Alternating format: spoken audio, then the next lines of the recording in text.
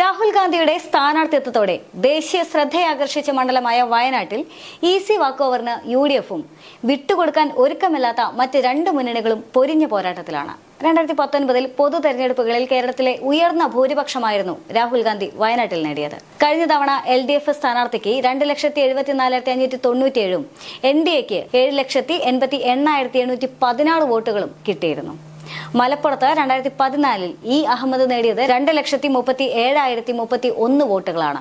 ഭൂരിപക്ഷമെന്ന റെക്കോർഡാണ് രാഹുൽ ഗാന്ധി ഇപ്പോൾ തിരുത്തിയെഴുതിയിരിക്കുന്നത്. ഇത്തവണ അതും തിരുത്താനാണ് UDFന്റെ ശ്രമം. മണ്ഡല പര്യടനത്തിനെത്തിയ രാഹുൽ ഗാന്ധിയെ കാണാനെത്തിയ ജനക്കൂട്ടം ഇതിന് തെളിവാണെന്നാണ് UDF പറയുന്നത്. എന്നാൽ സുൽത്താൻ ബത്തേരിയുടെ പേര് ഗണപതി വട്ടം എന്നാക്കുമെന്നതടക്കമുള്ള വിവാദങ്ങൾ ഉയർത്തിക്കൊണ്ട് ശ്രദ്ധ തിരിക്കാനായിരുന്നു യഥാർത്ഥത്തിൽ NDAയുടെ ശ്രമം. മെഗാ റോഡ് ഷോയുമായി കളം നിറയുകയാണ് യഥാർത്ഥത്തിൽ LDF സ്ഥാനാർത്ഥി ആനി രാജ.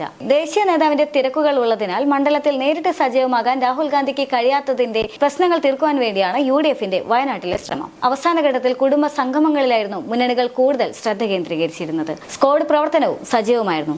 രാഹുൽ ഗാന്ധി എന്തിന് തങ്ങൾക്കെതിരെ മത്സരിക്കുന്നതെന്ന ചോദ്യമാണ് വയനാട്ടിൽ ഉടനീളം പ്രചരണ യോഗങ്ങളിൽ LDF ഉയർത്തുന്നത്. സിറ്റിംഗ് MP വയനാടിനെ കൈവെടിഞ്ഞു എന്ന തെറ്റായ സന്ദേശം നൽകില്ലേ എന്ന് UDF തിരിച്ചടിക്കുന്നുണ്ട്.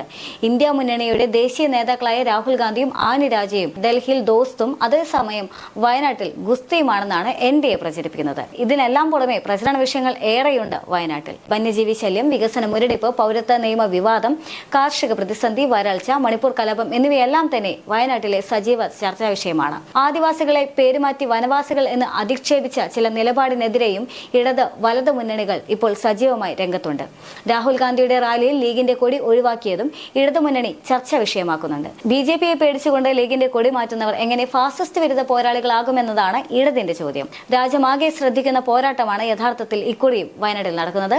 മത്സരിക്കാനില്ല എന്ന് ആദ്യ നിലപാടെടുത്ത BJP സംസ്ഥാന പ്രസിഡന്റിനെ കേന്ദ്ര നേതൃത്വം ഇടപെട്ടുകൊണ്ടാണ് വയനാട്ടിൽ ഇറക്കിയതെന്നും മറുവശത്ത് രാഹുൽ ഗാന്ധി സ്ഥാനാർത്ഥിയായതിനാലാണെന്നുള്ളതും സജീവ ചർച്ചാ വിഷയമായി തന്നെ നിൽക്കുന്നുണ്ട്. രാഹുലിന്റെ ഭൂരിപക്ഷം ഇത്തവണ 5 ലക്ഷമാക്കുക എന്നതാണ് യഥാർത്ഥത്തിൽ UDFന്റെ ലക്ഷ്യം. പുതുതായി 1 ലക്ഷം വോട്ടർമാരെ ചേർത്ത് പിടിക്കേണ്ടതുണ്ടെന്നും അതിൽ ബഹുഭൂരിപക്ഷം പേരും രാഹുലിന് വോട്ട് ചെയ്യുമെന്നും നേതാക്കൾ ഇപ്പോൾ വിശ്വസിക്കുന്നുണ്ട്. ഇത്തവണ 1,04,604 വോട്ടർമാരുടെ വർധനയാണ് മണ്ഡലത്തിലുള്ളത്. സ്ത്രീ വോട്ടർമാരാണ് കൂടുതലുള്ളത്. 7,41,354 പേർ. 7,21,054 പുരുഷ വോട്ടർമാരും ഏറെയുണ്ട്. മാനന്തവാടി, ബത്തേരി, കൽപ്പറ്റ, തിരുവമ്പാടി, വണ്ടൂർ, നിലമ്പൂർ എന്നീ മണ്ഡലങ്ങളിൽ സ്ത്രീ വോട്ടർമാരാണ് കൂടുതലായുള്ളത്. വയനാട്ടിലെ ഓരോ രാഷ്ട്രീയവാദവും ഉത്തരേന്ത്യയിലെ പൊള്ളുന്ന വിഷയങ്ങളാക്കി BJP ഉയർത്തുന്നുണ്ടെന്നുള്ളതും ശ്രദ്ധേയം തന്നെയാണ്. കഴിഞ്ഞ തവണയാണെങ്കിൽ ലീഗിന്റെ പതാക പാറിച്ചത് ഉത്തരേന്ത്യയിൽ BJP ഉയർത്തിക്കാട്ടിയതിനാലാണ് ഇത്തവണ അത് ഒഴിവാക്കിയതെന്നാണ് UDFന്റെ വാദം. മാത്രമല്ല ഇത്തരത്തിൽ ഏറെ കരുതലോടുകൂടിയാണ് മുന്നണികളുടെ എല്ലാം തന്നെ പ്രചരണം എന്നുള്ളതും ശ്രദ്ധേയം തന്നെയാണ്. എന്നാൽ അതേസമയം തന്നെ രാഹുൽ ഗാന്ധിയെ സംബന്ധിച്ചിടത്തോളം വയനാട്ടിൽ വിജയപ്രതീക്ഷ